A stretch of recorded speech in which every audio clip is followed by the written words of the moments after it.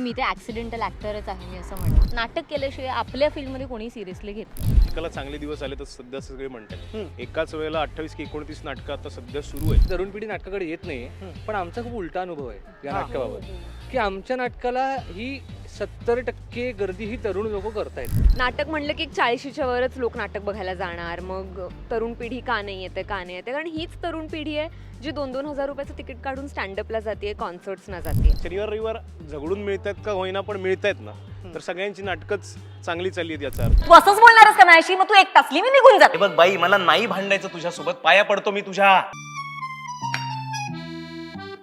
तुझ्या हातामध्ये द्यावा जन्म वाटते.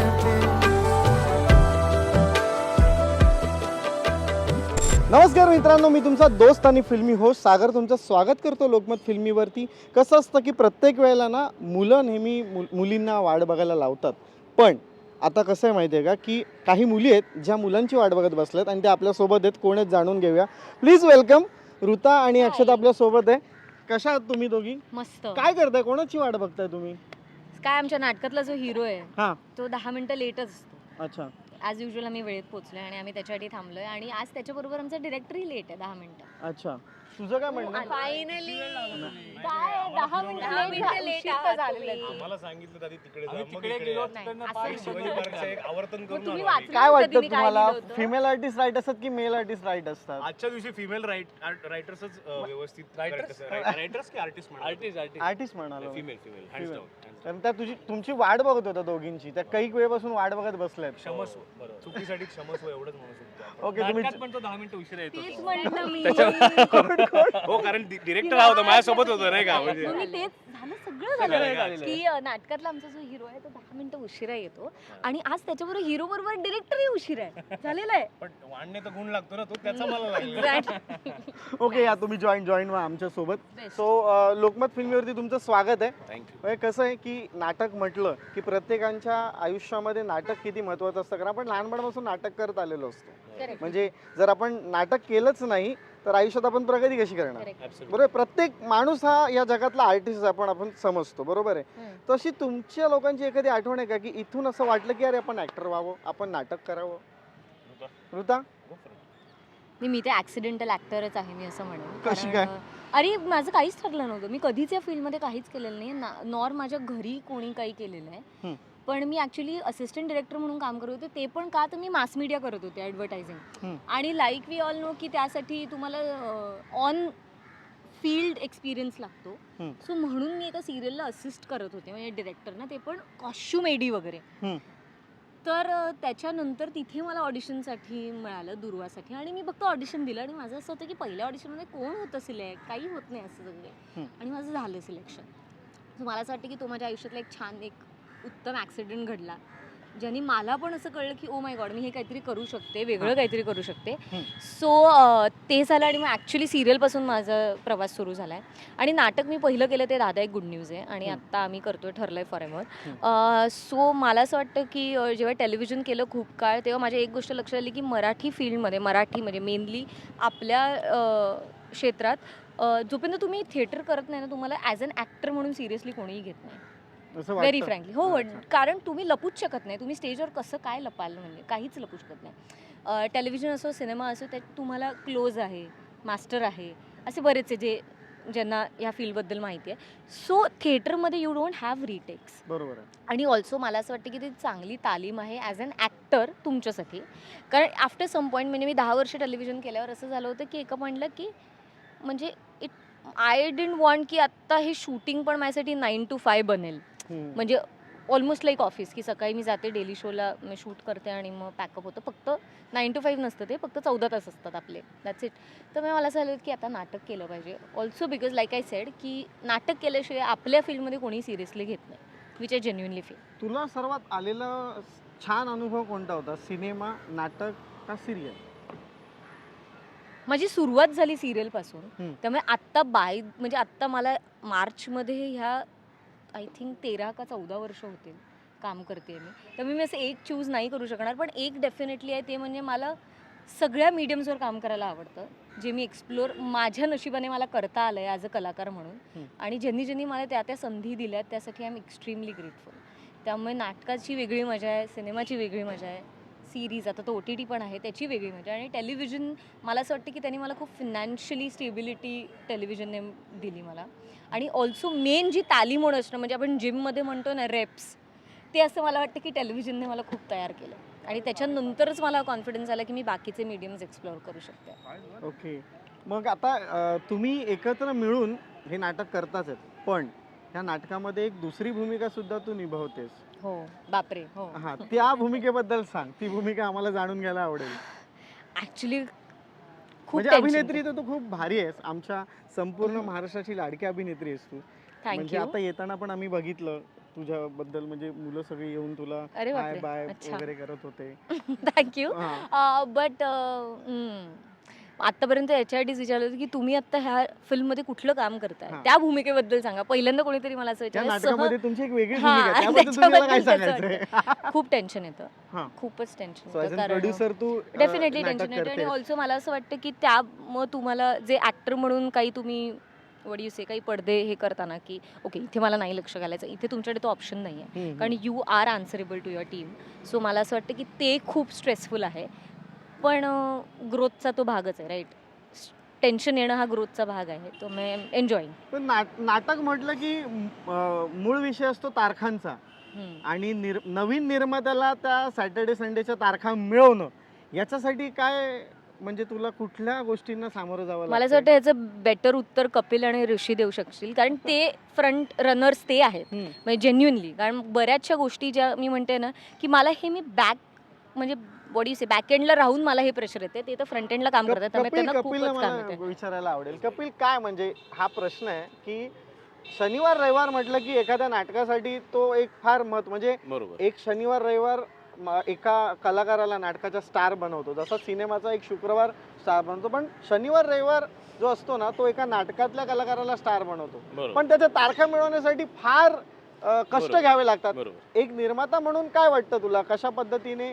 टॅकल करावं लागतं या गोष्टींना? मला वाटतं त्या गोष्टींना जेवढी डिफिकल्टी आता आम्हाला जाते, इट्स अ गुड थिंग. कारण नाटकाला चांगले दिवस आले तर सध्या सगळे म्हणतात. एकाच वेळेला 28 की 29 नाटकं आता सध्या सुरू आहेत, आणि सगळ्यांची नाटकं व्यवस्थित चांगल्या पद्धतीने सुरू आहे. याचा अर्थ हे नाटकाचं इकोसिस्टम खूप सुंदर पद्धतीने आता सुरू आहे. तर मला वाटतं शनिवार रविवार झगडून मिळतात का होईना, पण मिळत आहेत ना, तर सगळ्यांची नाटकंच चांगली चालली आहेत. याचा अर्थ म्हणजे एक इकोसिस्टम इज रनिंग वेल असं मला वाटतं. आणि काय शनिवार रविवार मिळवायचं म्हणजे आपल्याला लोक आहेत आपल्यासोबत तेवढं चांगलं आपल्याला सपोर्ट करणारे, आणि म्हणजे आपल्यासोबत जिगीषा अष्टविनायक सारखी संस्था आहे, प्रणित बोडके म्हणून आमचे मॅनेजर आहेत, ते सगळे आम्हाला तारखांसाठी मदत करतात. आमचे कार्यकारी निर्माते आहेत कुशल खोत, ते दिवस रात्र झगडत असतात या गोष्टींच्या मागे. त्यामुळे मला बर्वे आहेत, येस ऑफकोर्स, पराग पब्लिसिटीवाले आपले पुण्यातले बर्वे, ते सगळं तारखा वगैरे बघतात. त्यामुळे ऋषी आणि मला पण अगेन ऋता म्हणाली की आम्हाला फ्रंट एंडवरती येऊन हे काही शॉर्ट्स कॉल करावे लागतात का, तर तेवढंही नाही, आम्हाला पण असतं टेन्शन नाही असं नाही. बट हे सगळ्या लोकांचं पाठबळ असल्या कारणामुळे आम्ही पण रोज त्या प्रयोगाला येऊन व्यवस्थित फक्त ॲक्टर म्हणून काम करून जाऊ शकतो. म्हणजे हे एकट्या दुकट्याचं काम नाही आहे मुळात सांगायचं झालंच. ती खूप मोठी टीम आहे त्यामागे.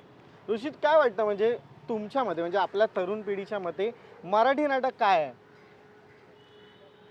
खरं तर आता असं खूप जण म्हणतायत की तरुण पिढी नाटकाकडे येत नाहीये, पण आमचा खूप उलटा अनुभव आहे या हा. नाटकाबाबत, की आमच्या नाटकाला ही 70% गर्दी ही तरुण लोक करतायत. अच्छा. म्हणजे आता यशवंत माटुंगा आपलं, त्याला आमचा प्रयोग झाला, तर तिकडचा जो व्यवस्थापक आहे आणि तो सगळं तिकडच्या गोष्टी पाहतो, प्रणित बोडके, तर त्याची रिॲक्शन अशी होती की अरे हा वेगळा क्राऊड आहे तुमच्या नाटकाला जो येतोय तो, म्हणजे कपल्स येतात नाटकाला. खरंच नाटक डेट आपण एक जे म्हणतो की जे लंडनमधले खरंच कल्चर आहे की एक बॉयफ्रेंड तिच्या गर्लफ्रेंडला किंवा नवरा बायकोला घेऊन डेटवर जातो, तसे काही कपल्स आता आमच्या नाटकाला यायला लागलेत. आणि ही खूप म्हणजे it's a very optimistic and positive thing असं मला वाटतं बघण्यासाठी. त्याच्यामुळे एक यंग अख्खा क्राऊड एका आणि फक्त असं माझं म्हणणं नाही की आमच्या नाटकाला यावं, कारण यूथनी नाटक पाहावं आणि नाटकं वेगवेगळी जी चालू आहेत मराठी रंगभूमीची ती सगळी पाहावी. त्याच्यामुळे तो यूथ नक्की ओढला जातो नाटकाकडे. आणि डेफिनेटली एक अजून मला एक ऍड करायचं ते म्हणजे की ना खूप लोक आम्हाला मागे येऊन म्हणतात की हे आमचं पहिलं नाटक आहे, आम्ही पहिल्यांदा येतो हे बघायला. त्यामुळे एक कुठेतरी असं छानही वाटतं की ओके समजा आपण, कारण दादा एक गुड न्यूज याला पण आता 2018 मध्ये आम्ही केलं होतं, 18-19 असं सगळं, त्याला पण एक 6 वर्ष झाली. बरोबर. त्याच्यानंतर खूप OTT बूम झालं, लोकांचं व्ह्यूइंग पॅटर्न बदललं, मग मध्ये कोविड होऊन गेला, असं सगळं. त्याच्यानंतर जसं म्हणतात ना, कोविडनंतर ट्रॅव्हल खूप वाढला आहे. कारण लोकांना असं वाटतं की बापरे, माहीत नाही आपल्याला परत कधी करायला, कधीही काही होऊ शकतं. तर मला असं वाटतं की हे सगळे पॅटर्न्स लक्षात घेता त्यातही काही लोक येऊन आपल्याला म्हणत असली, जिथे आपण इथे कॉन्स्टंट हा स्ट्रगल आहे, ते नो मॅटर द मीडियम, की आपलं काम पोचवायचं कसं.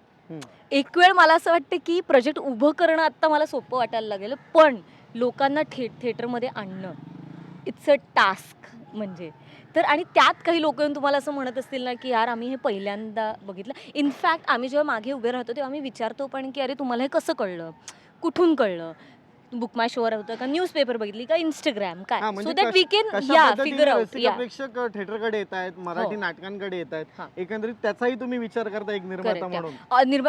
करायलाच पाहिजे, कारण ऑल्सो मला असं वाटतं की हा हे आम्हाला छान वाटतं म्हणून आम्ही केलं, ओके, पण ते चाललं नाही, मग मी काय करू त्याचं. मग आमच्यासाठी केलं आम्ही, तर मग आम्ही बघतो, मग आमचे घरचे बघून गेलेत, कारण पहिला प्रयोग. कपिलने तर याच्या आधी प्रायोगिक नाटकं पण खूप केलेली आहेत. कपिलला तर खूप वेगळा अनुभव आहे नाटकांविषयीचा. आणि म्हणजे मला असं वाटतं की जेव्हा आणि मला खूप असं वाटतं की आत्ता सगळे खूप दोन्ही बाजूचा विचार करतात, because the amount of efforts, the amount of money you invest, त्याच्यानंतर ऑब्व्हियसली ॲज अ निर्माता किंवा ॲज अन ॲक्टर ऑल्सो कायम असं वाटत आहे की यार आपल्या प्रोजेक्टने रिकवर करावं, कारण ते झालं तरच निर्माते जिवंत राहणार आहेत, तरच नवीन निर्माते उभे राहणार आहेत. त्यामुळे डेफिनेटली नुसतं हे बोलून आम्हाला चालणार नाही आहे की यार तुम्ही आमचं नाटक बघा, यार आम्ही काहीतरी वेगळं करतोय. तुम्ही कसं वेगळं करताय, काय ते मला पोचवायला तर लागेल. सो कधी कधी असंही होतं की कधी वाटतं की यार आपण ओव्हरसेल करतोय का, पण आता ती गरज आहे. कारण यू ओपन द न्यूजपेपर, तुमच्याकडे 30 जाहिरात आहेत, तुम्ही का तुझंच चूज केलं पाहिजे लोकांनी. आणि इनफॅक्ट आम्ही हे कायम म्हणतो की फक्त आमचं नका चूज करू, त्या तुमच्या चॉईसेसमध्ये आमचंही असू दे. आणि मला असं वाटतं दॅट इज हाऊ तुम्ही एकत्रच वर जाल, नाही तर ते खूप कठीण आहे. मग आता तुमच्या नाटकाला तरुण पिढी येते सर्वात जास्त, येते राईट. बरोबर. सो अक्षता, हे नाटक लिहिताना विचार केला होता की अरे तरुण पिढी अट्रॅक्ट झाली पाहिजे काय काय असं डोक्यात होतं, because you are writer of this, म्हणजे या नाटकाची तू लेखिका आहेस, एक अभिनेत्री सुद्धा सुंदर अशी, आणि एक सुंदर लेखिका सुद्धा. सो म्हणजे नाटक लिहिण्याआधीच हा थॉट कुठेतरी होता की आपण फक्त हे म्हणतोय की अरे नाटक म्हणलं की 40च्या वरच लोक नाटक बघायला जाणार, मग तरुण पिढी का नाही येते, कारण हीच तरुण पिढी आहे जी 2-2 हजार रुपयाचं तिकीट काढून स्टँडअपला जाते, कॉन्सर्ट्सना जाते, मग नाटकाला का नाही येते. तर मग ह्याच्यामध्ये नुसतं ऑडियन्समध्ये बसून आपण बोलत बसणार आहोत का, तर नाही. मग you actually have to step up, आपण फील्डमध्ये उतरून त्याबद्दल काहीतरी केलं पाहिजे. सो मग जेव्हा काही तुमच्याकडे resources, either you can put your own money आणि मेक समथिंग, किंवा मग तुम्ही ॲक्च्युली लिहा आणि ते बनवा. सो माझ्याकडे I think option number 2 was very much feasible for me, आणि त्यामुळे deliberately back of the mind, म्हणजे असं नाही म्हणणार की मी हाच एक प्रायमरी मोटिव्ह होता लिहिण्यामागे, पण कुठेतरी सबकॉन्शियसली हा थॉट अनेक वर्षांपासून असल्यामुळे लिहिताना बाय डिफॉल्ट माझ्या हातात जेव्हा मला आलं की चला आता आपल्याला लिहून बघायचं आहे, आता आपण करून बघूयाच हे, तर बाय डिफॉल्ट अशीच भाषा असेल किंवा मग तो विषय असा असेल किंवा त्याच्यामध्ये वापरलेले लिंगोज असतील किंवा सेंटिमेंटल व्हॅल्यू असेल किंवा काही रेफरन्सेस असतील जे आजच्या पिढीला तर ऑफकोर्स अपील होतीलच, पण ॲट द सेम टाईम फक्त तरुण लोकांचं नाटक नाही आहे. ऋषी प्रत्येक जेव्हा तो असतो, म्हणजे प्रयोगाने येतो तेव्हा तो म्हणतो की फक्त तरुण लोकांचं नाटक नाही आहे, तर यंग ॲट हार्ट लोकांचं नाटक आहे. तर त्यामुळे मला असं वाटतं की आपण तरुण आहोत त्यांचं नाटक, ऑफकोर्स, कारण see Prem is a very human, म्हणजे की ते एक्झॅक्टली, म्हणजे त्याला काही एज नसतंच, म्हणजे एज बॅरियर नसतंच. तुम्ही एखादी गोष्ट बघा आणि are immediately transported back to अरे आमच्या वेळी आम्ही असं केलं होतं. म्हणालेच आहेत ना की प्रेम म्हणजे प्रेम, एक्झॅक्टली, तुमचं आमचं ऑलमोस्ट म्हणजे सेम असतं. सो हेच कुठेतरी आम्ही सुद्धा ह्या वाक्यावरती बोललो होतो. आता एक वादग्रस्त प्रश्न तुला विचारतो, ही नाटक लिहिताना, ही संहिता लिहिताना ऋतासाठीच लिहिली होतीस, कपिलसाठी लिहिली होती का आता हे आले चला निर्माते मग केलं? टू बी व्हेरी ऑनेस्ट, लिहित म्हणजे बिकॉज मी फार जेन्युइन आन्सर हवा, आमचे प्रेक्षक बघतायत लोकमत फिल्मीचे आणि ते निर्माते सुद्धा बघतायत, त्यामुळे विचार करून प्रश्न उत्तर आय थिंक त्यांनी माझी ऑनेस्टी अप्रिशिएट ह्याच्या आधी सुद्धा केली आहे. So I be very very honest. तर कारण सी लिहिणं it self was a very mammoth of a task. इतकं म्हणजे आता हे आपण बाबा पहिला ड्राफ्ट तरी पूर्ण करूया, इथपासून ते इव्हेंच्युअली आता बाबा ह्याचं रिफाईन करत करत करत करत फायनल ड्राफ्टपर्यंत पोहोचताना म्हणजे मी त्या पेजमध्येच एवढी अडकली होते की स्टेजवर कोण जाणार आहे ह्याची मी सुद्धा म्हणजे कारण अगेन हा तुमच्या एकट्याचा कॉल नसतो. It's a teamwork. लिहिणं माझं काम आहे आणि ते हातात सोपवून दिग्दर्शक मी आणि ऑफकोर्स प्रोड्युसर्स म्हणजे ऋताला ऐकवलं तेव्हा ती फक्त ॲक्टर म्हणून नाही तर ती को प्रोड्युसर म्हणून पण ऑनबोर्ड यायला ऑन द स्पॉट रेडी झाली. तर त्यामुळे हा एकत्रित घेतलेलाच निर्णय होता. नाटकावरचं प्रेम का तुझ्यावरचं प्रेम वृत्ताचं? नाही मला असं वाटतं की संहितेवरचं असेल तिला कारण तिने पहिले नाटक ऐकलं आणि मग we got to know each other. त्यामुळे इट वॉज काय वाटतं ऋता, म्हणजे हे नाटक तू निर्माती म्हणून पण करावास हा विचार तुझ्या डोक्यात केव्हा आला? आणि मी खूप नाही. अक्षता म्हणजे हे कितवं नाटक? पहिलंच नाटक आहे, बरोबर आहे. म्हणजे एक निर्मात्यासाठी असं नाही, निर्माता म्हणजे काय असतो नाटक क्षेत्रातला असू दे किंवा सिनेमा क्षेत्रातला, की एखादं प्रोडक्ट आपण केलं, एखादं नाटक केलं, सिनेमा केलं, त्याच्यातून आपल्याला पैसे यायला पाहिजेत, हा मूळ हेतू असतो. पण खूप कमी निर्माते असे असतात की त्यांना असं वाटतं की अरे हा संहितेला लोकांपर्यंत पोहोचवता आलं पाहिजे. सो तू हा म्हणण्याचं रिझन काय नाटकाला? एक तर मला म्हणजे मी खूप ऑनेस्ट आन्सर देईन. एक तर मला फिमेल रायटर्स बरोबर काम करायला प्रचंड आवडतं. कारण मला असं वाटतं फिमेल रायटर म्हणजे मी आत्तापर्यंत म्हणजे मी दादा एक गुड न्यूज पण कल्याणीने लिहिलं होतं, कल्याणी पाठारे. त्याच्यानंतर मी एक सिरीज केली ती कल्याणी पंडित. त्याच्यानंतर अजून एक सिरीज केली ती पण कल्याणी पंडित. आणि आत्ता नाटक करते जे अक्षताने लिहिलं आहे. मला पर्सनली फिमेल रायटर्स बरोबर काम करायला प्रचंड आवडतं. कारण मला असं वाटतं त्या म्हणजे बायका जी सेन्सिबिलिटी आणतात किंवा मुली हे थोडंसं वेगळंच असतं असं माझं जेन्युइन मत आहे. हा इंटरव्ह्यू नंतर खूप सारे रायटर्स येणार आहेत. नाही डेफिनेटली प्लीज येऊ द्या. Very very much open. असं काही नाही आहे माझं की ठराविक ज्यांनी कामं केले त्यांच्याच बरोबर काम करणं असं काही नाही आहे. ज्यांचं पहिलं कारण मला असं वाटतं की कोणीतरी आपल्याला संधीच दिली होती तर मी असं म्हणत नाही की मी संधी देते. आपण एकत्र मिळून जे काय I believe a lot in collaboration. आणि मुळात लाईक शी सेड की मला स्क्रिप्ट आवडली, मला मीरा हे पात्र खूप आवडलं आणि मला लँग्वेज ऑफ द नाटक खूप आवडलं. कारण मला असं वाटतं की आत्ताची मुलं आत्ताचं यूथ खूप असं बोलतं.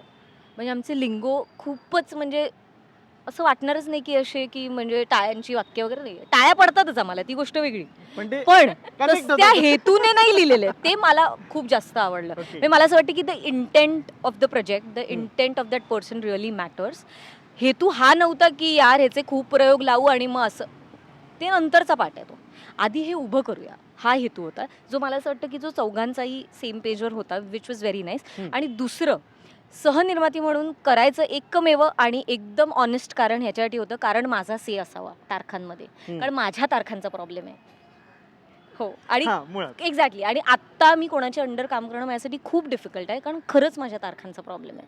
आणि हे मी तेव्हाच बोलू शकते जेव्हा माझे पैसे त्यात गुंतले गेलेले आहेत आणि तेव्हा मलाही माहिती की ओके एवढे पैसे तर रिकवर करायचेच आहेत आपल्याला. आणि आम्ही आत्ताचे म्हणजे आम्ही असंही नाही आहोत की आम्ही डिल्युजनली नाही आहोत की बाबा यार बस पैसे डाल रे आणि मग नाही आले तरी चालतील, असं नाही आमचं. आमची दर विकेंडला फाईट असते की आपण कसं लोकांना आणू शकतो. त्यामुळे मला असं वाटतं की तो बॅलन्स खूप आमच्या टीममध्ये चांगला आहे. आणि मुळात इंटेंट हा खूपच चांगला आहे. म्हणजे कपिलचं कास्टिंग कसं झालं पाहिजे मला कळायला? मी सगळ्यात लेट कास्ट झाले शेवटची. हा ऋषी, कपिलचं कास्टिंग कसं झालं होतं? मी कसं झालं माझं कपिल, तुझं कास्टिंग कसं झालं? ते कधी कधी असतं ना, an actor has to stand up for himself बऱ्याचदा किंवा तर मग काय नाही का कोणी विचारत नाही रे आपल्याला वगैरे मग काय करू शकतोस. तर मग असं हे वाक्य अरे मी नव्हतोच नाही काही. त्यानंतर आल्यानंतर असं झालं की अरे इकडे लेफ्टला बघितलं ऋषी दिसला, राईटला बघितलं तसं नाही. आम्ही नाटक एक प्लॅन करत होतो मी आणि ऋषी एकत्र निर्माते म्हणून पण आणि त्यात तो डिरेक्ट करणार होतो आणि मी काम करणार होतो. आणि सम हाऊ असं झालं की ते नाटक काही केल्या जरा पोस्टपोनच होई म्हणजे पुढे जाते, महिन्यांनी पुढे जाते, 1.5 महिन्यांनी पुढे जाते. आणि त्यानंतर एक अशी गोष्ट घडली की अक्षता अँड मी वर इन कॉन्टॅक्ट आणि तिने मला हे स्क्रिप्ट जस्ट ऐकवलं की बा असं असं आहे. आणि त्यानंतर मी आलो आणि नंतर मी ऋषीला म्हटलं की असं एक काहीसं माझ्या कानावर पडलंय आणि ते मला असं वाटतं तुझ्या अभिनेता म्हणून ऐकवलं होतं का गायक म्हणून ऐकवलं होतं की याच्यासाठी गाणं गायचंय? नाही म्हणजे कारण मला इथे प्रेक्षकांना सांगायला फार आनंद वाटतोय की कपिल जितका चांगला अभिनेता आहे ना तितकाच चांगला गायक आहे. कारण त्याचं एक नाटक मी पाहिलं होतं Todi mill fantasy, if you remember. त्यामध्ये कपिल माय गॉड म्हणजे you should come and watch ठरलंय. हा म्हणजे आम्ही तर येणारच, आमचे प्रेक्षक येणारच आहेत म्हणून तर लोकमत फिल्मी तुमच्यासाठी आलंय या ठिकाणी. सो कपिल काय म्हणजे जेव्हा नाटक ऐकलंस तेव्हा काय पहिला विचार आला डोक्यामध्ये? पहिला विचार हाच होता की त्याच्यामध्ये रिलेटिबिलिटी जी ही क्वालिटी असते ही एक्स्ट्रीमली हाय होती. जेवढं मला वाटलं तेवढं ऋषीला वाटलं, तसंच ऋताला वाटलं. आणि आम्हाला असं झालं की आपण जर युथफुल काहीतरी कॉन्टेंट आपण आणायचा विचार करतो आणि तो तेवढाच ऑडियन्सला कनेक्ट होणारा असेल तर why shouldn't be step up and do this for ourselves. म्हणजे अगेन मी जसं म्हटलं की as a actor I had to step up. As a director हा पहिल्यांदा व्यावसायिक नाटक त्याचं पहिलं आहे, ऋताचं दुसरं आहे, अक्षताचं पहिलं आहे. टीम पण अशी जुळून आली की एव्हरीबडी वॉज म्हणजे सिमिलरली पॅशनेट. म्हणजे सगळे तेवढ्याच काय म्हणतात त्याला पॅशननी ह्या गोष्टीला रेडी झाले. एक्झॅक्टली ते. आणि त्यामुळे ते प्रोडक्ट खूप छान शेप घेतला त्यांनी. म्हणजे आम्ही जी काय R&D केली, बसून त्यावरती काम केलं, छोट्या मायन्यूट डिटेल्सवरती काम केलं, ते खूप खूप सुंदर. म्हणजे त्यामुळे मला माझ्यासाठी काय कुठल्याही ॲक्टरसाठी इट इज अ प्लॅटर. म्हणजे तुम्हाला अबीर करायला मिळणं is a dream for any actor I would say. म्हणजे तो एवढा लायकेबल आहे, तो एवढा वल्नरेबल आहे, तो एवढा काय म्हणतात त्याला सेन्सिटिव्ह आहे सगळ्या गोष्टींना घेऊन. तर इट्स व्हेरी नाईस. म्हणजे ते खूप अट्रॅक्टिव्ह कॅरेक्टर आहे. तुझ्या आत्तापर्यंतच्या नाटकांमध्ये किंवा एकांकिका असू दे, प्रायोगिक नाटक असू दे, या सगळ्यामध्ये तुझं फेवरेट कॅरेक्टर कोणतं आहे? माझं ना मी एक read me in 5D zone नावाचं नाटक केलं होतं. Immersive read me in 5D zone नावाचं पुण्यामध्ये इमर्सिव्ह विनायक कोळवणकरने डिरेक्ट केलं होतं. ते थिएटर फ्लेमिंगोसाठी आम्ही करायचो. तर ते कदाचित भारतातलं पहिलं इमर्सिव्ह एक्सपिरियन्स नाटक होतं असेल जे आम्ही आउट अँड आउट केलं. तर त्यामध्ये माझं कॅरेक्टर होतं, त्याचं नाव होतं हर्ष. आणि त्या कॅरेक्टरनंतर माझ्या आयुष्यात ॲक्टर आणि आर्टिस्ट म्हणून बऱ्याच काही गोष्टी बदल काय उपरती होते ना आपल्याला की बाबा हे पण आहे तुझ्यामध्ये. तो एक शेल ब्रेक होतो ना, त्यामुळे झाला. मला वाटतं त्यामुळे ही always be very special for me. आपण म्हणतो ना की अरे नाटक म्हटलं ना की अरे ह्या दिग्दर्शकाकडे काम करायला हवं, ह्या दिग्दर्शकाकडे काम करायला हवं, ऋषीकडे काम करावं असं तुम्हा सर्वांना का वाटलं? म्हणजे जेव्हा म्हणजे ओके सो मी जेव्हा पहिली स्क्रिप्ट नरेट आणि मी अगदी मित्र म्हणूनच कोणतं नाटक केलं होतं? नाही लेखक म्हणजे नाही, लेखिका as पण an पहिलंच actress आहे. सो शिकस्ते इश्क नावाचं एक नाटक केलं होतं. ओवी नावाच्या एकांकिका जी रुयाकडनं होत होती, नंतर साठेकडनं होत होती. मी दोन्हीकडनं काम करत होते त्यावेळेला. सो अशा अनेक एकांकिका प्रायोगिक नाटकांमधनं काम केल्यानंतर पहिल्यांदा जेव्हा काहीतरी आयुष्यात लिहिण्याची संधी आली जी या नाटकाच्या निमित्तानेच आली. मी मित्र म्हणूनच कपिलला हे नाटक ऐकवलं होतं ऑफकोर्सच, कारण मला जेन्युइन फीडबॅक हवा होता त्याच्यावरती. आणि ते ऐकल्या कपिल म्हणाला अरे हे ऋषीचं नाटक आहे. ऋषीला मी नाटक ऐकवलं, ऋषी म्हणाला अरे हे ऋताचं नाटक आहे. सो ते इतकं फिरून फिरून आमच्यातच राहिलं आणि इव्हेंच्युअली आज जेव्हा पोस्टर मी बघते तेव्हा आणि अगदी म्हणजे लिहिण्यापासून एक्झिक्युशनपर्यंत ते अगदी आम्ही जाऊन प्रयोग करण्यापर्यंत या सगळ्या टप्प्यांमध्ये बऱ्याच लोकांची साथ लाभली. पण सुरुवात कुठेतरी ह्याच 4 लोकांच्या युनिटपासून ह्याची झाली होती. आणि आय फील सो गुड की आज पोस्टरवरती फिरून फिरून आमच्याच चौघांची नावं लागत आहेत. आणि इट टेल्स अ लॉट की ॲक्च्युली हे स्क्रॅचपासनं सगळ्यांनी कष्टाने उभं केलं आहे. त्यामुळे डेफिनेटली मला असं वाटतं का ऋषीबरोबर काम करावं असं वाटलं, बिकॉज तो आजच्या पिढीतला आहे. लँग्वेज त्याला वेगळं सांगायला लागत आहे. म्हणजे अगदी छोटासा किस्सा आहे की एक नाटकातलाच सीन आहे जिथे जॅझचा उल्लेख आहे. आणि जेव्हा मी तो सीन लिहित होते, आय गेस ऋषीला पण माहीत नसेल मी आत्ताच सांगते, तो सीन लिहित असताना मी जे गाणं ऐकत होते त्याला माहितीच नाही ऑफकोर्स मी काय गाणं ऐकत होते. पण सीन बसवताना ऋषीने तेच गाणं लावलं जे आजही आम्ही नाटकात वापरतोय, लावियन रोज. सो मग मला त्याला सांगायला लागलं नाही, इतकं आमचं ट्युनिंग आय गेस जमलं की बऱ्याच गोष्टी ज्या अनसेड होत्या त्यासुद्धा मला त्याला अंडरलाईन कधी करून सांगाव्या लागल्या नाही, त्या त्याला आपोआप कळल्या. आणि I think that is why hence Rishi. या नेक्स्ट क्वेश्चन टू ऋता आणि ऋषी. हां. मराठी प्रेक्षकांनी हे नाटक बघावं का नाही? का बघावं हे नाटक? नाही मी तेच म्हणते का नाही, कारण LED स्क्रीन आहे, त्याच्यावर आम्ही नेपथ्य उभं केलेलं आहे, त्याच्यानंतर डान्स आहे, त्याच्यानंतर गाणं आहे, कपिलचं गाणं आहे, गोष्ट आहेच. एक्झॅक्टली. अच्छा ऋता पण गायली आहे. पण मी लाईव्ह नाही गाते. हां गायली आहेस ना तू? गायली आहे. आणि जर संधी मिळाली की एखाद्या शोला आपण करायचं म्हटलं की लाईव्ह करूया तर मला ऍक्च्युली गरज आहे आता प्रेक्षकांची येणं, त्यामुळे त्यांना आधी येऊ देत. मग मला असं विचारायचं आहे, जर मी प्रेक्षक ठरवते. येणार असतील तर ऋताला लाईव्ह ऐकायला मिळेल का गाताना? नाही आता नाहीये ते पॉसिबल, कारण मग कितव्या प्रयोगानंतर पॉसिबल आहे? नाही, पण तसं नाहीच ठरवलंय आम्ही की नाहीच मी लाईव्ह गाणार आहे. आमचं ठरलंय.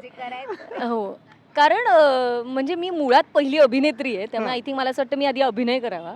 त्यांनी आधी पूल होतंय की नाही बघा, आणि नाहीच झालं तर मी लाईव्ह गाणारच आहे. त्यामुळे गाणार आहेस ना, प्रेक्षक तर असे येणार आहेत आपल्याकडे. नाही डेफिनेटली. काय वाटतं का म्हणजे ह्या आपल्या नाटकाला प्रेक्षकांनी यावं, मराठी नाटक बघायला प्रेक्षकांनी यावं, का असं वाटतं तुला? कारण आमच्या नाटकात सगळं आहे. म्हणजे अशी एकही गोष्ट आम्ही सोडलेली नाही की जी आमच्या नाटकाची नाही आहे. म्हणजे ड्रामा आहे, त्यात इमोशन्स आहेत, त्यात कळकळून लोक हसतात, तेवढेच रडतात. आणि it is not only roller coaster of emotions. त्याच्यामध्ये ना 2 पात्रांचा खूप छान प्रवास आहे. म्हणजे आम्ही 7 वर्ष दाखवतो जवळपास या नाटकामध्ये, की अबीर आणि मीरामध्ये तेव्हा नेमकं काय घडलं होतं आणि आज अबीर आणि मीरा कसे आहेत. म्हणजे अगदी छोटंसं उदाहरण देतो. तेव्हा तो सीन डिरेक्ट करताना माझ्या डोक्यात ते होतं. ओम शांती ओम तर पाहिलं असेल सगळ्यांनी. ओम शांती ओम मधलं ते एक मैं अगर कहूं नावाचं गाणं आहे, ज्याच्यामध्ये शाहरुख खान दीपिका पदुकोणला आत घेऊन जातो आणि इट गोज इन टू त्या फिल्मच्या सेटवर जातात बघ, आणि it turns into dream world. Dream world. So ह्या दोघांचं पण ह्या टाईप एक गाणं या नाटकात आहे, ज्याचं नाव आहे तुझ्या विणा आता कसे सारे व्यर्थ वाटते. आणि ते पण पाऊस पडायला लागतो, तो स्टेजवर आपल्याला दिसतो पाऊस पडताना, LED स्क्रीनवर आपल्याला लाटा येताना दिसतात, आणि चंद्र अचानक पिंक होतो आणि it goes into a dreamy world. आणि त्या दोघांचं एक खूप सुंदर जे कपिलने गायलं आहे, आणि ते दोघंही जण त्याच्यावर डान्स करतात.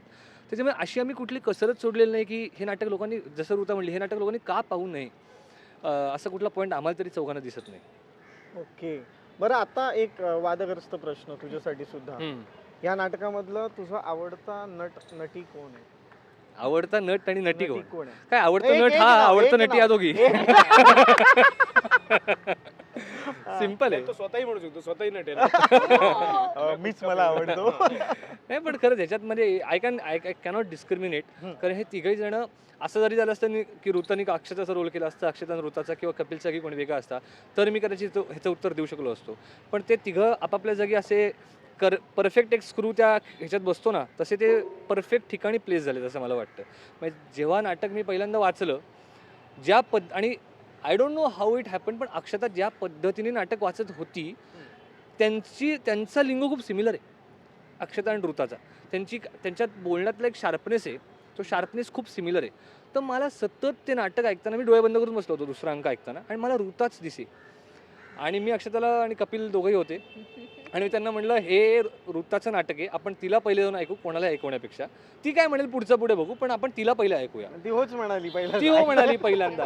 दुसरं सेकंड. त्यामुळे या नाटकाला दुसरं कास्टिंग किंवा अरे बापरे हा नाही म्हणलाय, ही नाही म्हणली, असं काही घडलंच नाही. ज्यांना ज्यांना विचारलं त्या सगळ्या लोकांना ते सगळे लोक हो म्हणले आणि ते ऑनबोर्ड आले. आवडता अभिनेता कपिल. आवडता अभिनेता कपिल, आवडत्या अभिनेत्री ऋता आणि अक्षता. माझं उत्तर एक साफ नाव, मी आहे. एक नाव म्हटलं, मी एक नाव. तू आवडती अभिनेत्री म्हणून आवडती लेखिका माझं नाव. चालेल. पण जे काही आहे तुमच्या लक्षात आहे का, सगळं टीम मध्येच फिरतंय. ओके, मला तुम्हाला सगळ्यांना एक प्रश्न विचारायचा आहे की तुमच्या आयुष्यात तुम्ही पाहिलेलं पहिलं नाटक आणि तुमच्या आयुष्यात तुम्ही केलेलं पहिलं नाटक कोणतं आणि त्याच्या आठवणी. माझ्या आयुष्यात पहिलं नाटक मी पाहिलं होतं एका लग्नाची गोष्ट, प्रशांत दामलेंचं. मी खूप लहान होतो. माझ्या आजी आजोबांनी घेऊन, म्हणजे साधारणतः मी 4थी ते का सीन असं मला वाटतं, चौथीत ते नाटक पाहिलं? 3री-4थी असं. ओके. हा, ते नाटक किती वर्ष चालू आहे, त्या हो. नाटकाचे किती प्रयोग झाले, म्हणजे त्या प्रयोगांना काही दामले सरांना एकदा हॅट्स ऑफ आहेत, त्याच्या एनर्जीने अजूनही प्रयोग करतात. पण तेव्हा मी त्या माणसाचा जो फॅन झालो, तो मी आजपर्यंत आहे. ते माझं पहिलं नाटक होतं, आणि मी केलेलं पहिलं नाटक म्हणजे दिग्दर्शित केलेलं का काम केलेलं? नाही, काम केलेलं, दिग्दर्शित केलं. पण काम पहिलं कामच केलं का डायरेक्ट पहिलं दिग्दर्शन केलं? तू आधी डिरेक्टर आहे. हो? मग हा, म्हणजे मी पहिलं- करतो. पहिलं नाही, कोणतं? पहिलं ऑफकोर्स मी कामच केलं. Your right. हा ना, पहिलं प्रत्येक जण अभिनेता असतो, नंतर मग ठरतं की अरे ना अभि मेरे को ना डिरेक्शन भी करना है, मला डिरेक्शन करायचंय, मला म्युझिक करायचंय. अरे नाही तू Hello. नको, खाली उतर. सॉरी हा. पहिलं मी नाटकात काम केलं होतं, त्याचं नाव आहे पहला नशा नावाचं नाटक होतं. पहिला नशा. हा, ते तुम्ही कोणी पाहिलेलं नाहीये आणि न पाहू न पाहिलेलं नशा. लेखक दिग्दर्शक कोण होते? जाऊ दे ना. नाही आता मग मी खरं सांगू का, त्याचा लेखक कोणता मला आठवत नाही, पण ते नाटक सौरभ काळेनी बसवलं होतं पुण्यातला. त्यांनी मला पहिल्यांदा विचारलं होतं माझ्या 10वी मध्ये. हा. आणि ते नाटक मी 2 प्रयोग त्याचे केले होते, आणि तिसऱ्या प्रयोगाला मला ते नाटक सोडायला लागलं, कारण मी पुरुषोत्तम, म्हणजे माझं 11वी पासून पुरुषोत्तम आणि फिरोदिया सुरू झालं, त्याच्यामुळे मी त्यात व्यस्त झालो, असं ते झालं. ओके.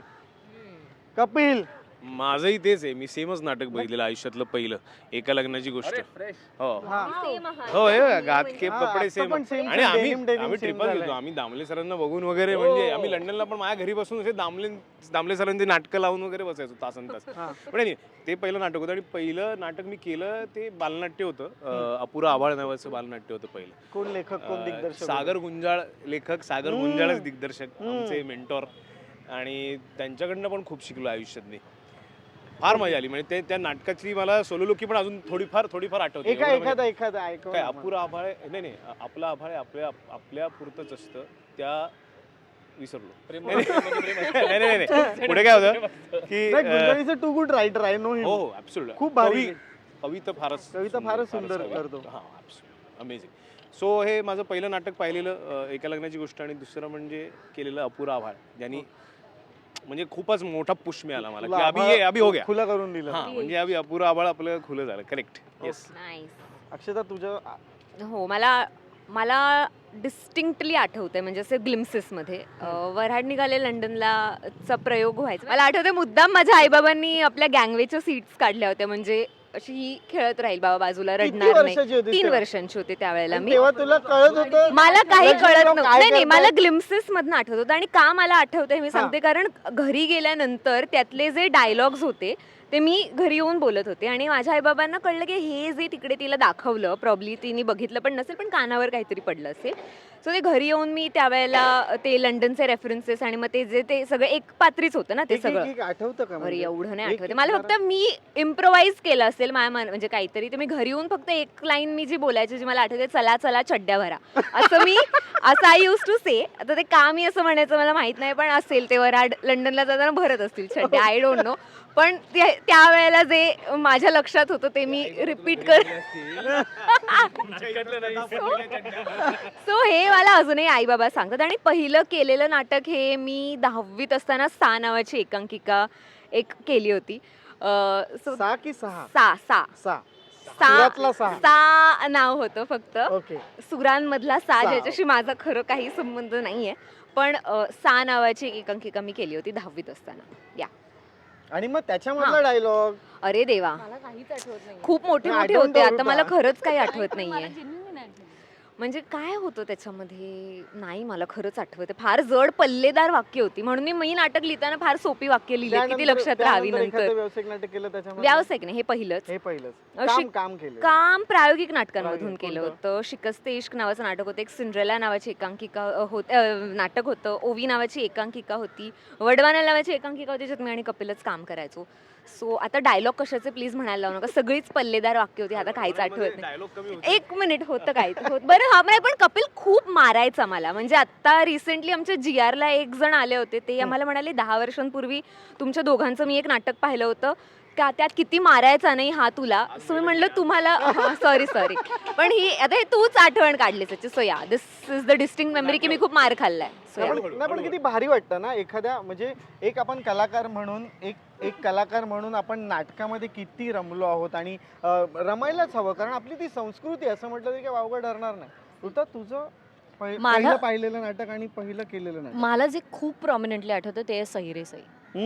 अरे यार, म्हणजे मी आय वॉज अमेज्ड. मला असं वाटत होतं की हे एवढ्या फास्ट कसं घडतंय, हे आणि कसं, 4 भरत जातो स्टेजवर, पुढे कसे दिसतायत. करतायत, काय करतायत यार. आणि ते इट वॉज अमेझिंग. म्हणजे माझे आई वडील मी लहानपणापासून ते आधीपासूनच खूप नाटकं बघतात, पण मला जे खूपच म्हणजे जसं तुम्हाला होतं ना की त्याचं इम्प्रेशनच पडतं तुमच्यावर. सई रे सई अमेज्ड, म्हणजे हे कसं काय पॉसिबल आहे वगैरे. आणि मी केलेलं पहिलं दादा एक गुड न्यूज आहे त्यामुळे या. बरं, ह्या नाटकाचे तुम्ही आता प्रयोग करताय, एक निर्माते म्हणून, अभिनेते म्हणून, लेखक म्हणून, दिग्दर्शक म्हणून. ह्यानंतर मराठी रंगभूमीवरती नवीन नाटक आणायचं झालं तर ते कशा पद्धतीचं असेल? नाही, मला असं वाटतं आधी ठरलंय फॉरेवर चालू दे. कारण आत्ता सध्या आय थिंक आमचं सगळ्यांचंच फोकस आहे ठरलंय फॉरेवर. कारण ते लवकरात लवकर, म्हणजे आमचे 27 प्रयोग झाले आहेत आणि आम्हाला खरंच खूप प्रयोग करायचे आहेत. कारण हे उभं करायला जी काही मेहनत घेतली, जे आय एम शुअर प्रत्येक प्रोजेक्टसाठी आपण घेतोच, पण आम्ही खरंच काहीतरी वेगळं करायचा प्रयत्न करतोय आणि केला आहे. आम्ही उगाच म्हणत नाही आहोत. तर हे मला असं वाटतं की नुसते प्रोजेक्ट्स उभं करत राहणं, त्यापेक्षा ते व्यवस्थित पोचवणं हेही तितकंच महत्त्वाचं आहे. त्यामुळे आत्ता सगळी प्रायोरिटी ही ठरले फॉरेवर लोकांपर्यंत पोचवणं ही आहे. आणि थँक्यू सो मच की लोकमत फिल्मीसारखा इतका चांगला प्लॅटफॉर्म आम्हाला मिळाला. कारण आय एम व्हेरी शुअर की लोक हे बघतील आणि आमचं नाटक बघायला नक्की येतील. काही नाही, आय अर्ज एव्हरीबडी की तुम्ही प्लीज हे नाटक पहा. कारण असा एकही प्रेक्षक आम्हाला नाटक बघितल्यावर भेटलेला नाही आहे जो साधारणतः प्रेक्षक वर्ग आपण म्हणतो 50च्या नंतरचा जास्त नाटकाला येतो, पण या नाटकाला 15 वर्षाच्या मुलापासून ते 80 वर्षाच्या आजीपर्यंत एकही प्रेक्षक भेटलेला नाही जो नाटक बघितल्यावर म्हणतो हे नाटकात काहीतरी वेगळं नाही आहे म्हणून. प्रत्येकजण म्हणतं की हे काहीतरी वेगळं आहे, तुम्ही काहीतरी वेगळं देऊ पाहताय, मराठी रंगभूमीवर काहीतरी वेगळं घेऊन आलायत. तर यासाठी नक्की सगळ्यांना अर्ज करतो, नाटक पहा आणि मग ठरवा. त्यामुळे नाटकाला जायचंय ठरलंय फॉरेवर.